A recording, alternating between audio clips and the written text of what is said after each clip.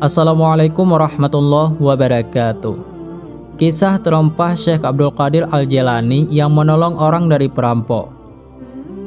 Kisah ini diceritakan oleh As-Sarafaini dan Al-Harimi.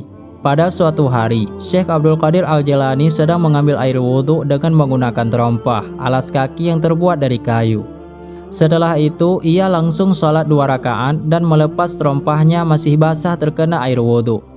Setelah menyelesaikan sholatnya, tiba-tiba ia keluar dan mengambil terompah tersebut, kemudian melemparkannya ke sebuah arah. Seketika, kedua terompah itu langsung hilang. Orang-orang yang melihatnya termasuk As-Sarafaini dan Al-Harimi terheran-heran melihat tingkah Syekh Abdul Qadir. Selang 20 hari berikutnya pasca kejadian itu, barulah kejadian ganjil itu terungkap. Saat itu ada rombongan dagang yang datang ke rumah Syekh Abdul Qadir. Setelah sampai di depan rumahnya, pimpinan rombongan itu mengatakan bahwa mereka hendak sowan kepada Syekh Abdul Qadir dan menyampaikan terima kasihnya karena sudah ditolong. As-Sarafaini dan Al-Harimi yang menemui rombongan semakin penasaran, sebab selama ini Syekh Abdul Qadir tidak pernah bepergian jauh. Sementara rombongan dagang itu merupakan orang-orang yang berasal dari kota yang jauh. Sebagai bentuk terima kasihnya, rombongan itu memberikan kain sutra, perak, dan emas kepada Syekh Abdul Qadir. Bukan hanya itu, yang menjadi petunjuk rombongan itu juga mengembalikan sepasang terompah Syekh Abdul Qadir.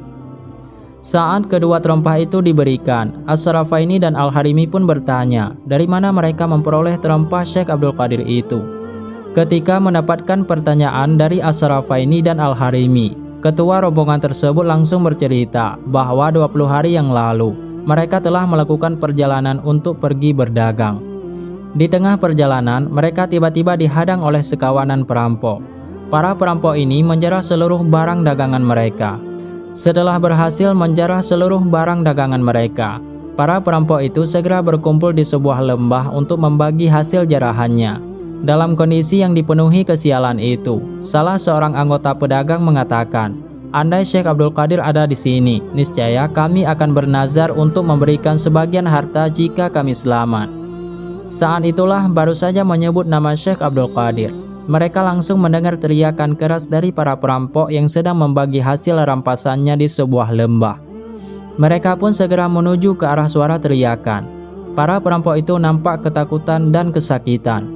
Para rombongan pedagang menduga bahwa kawanan rampok itu sedang diserang oleh para perampok lain.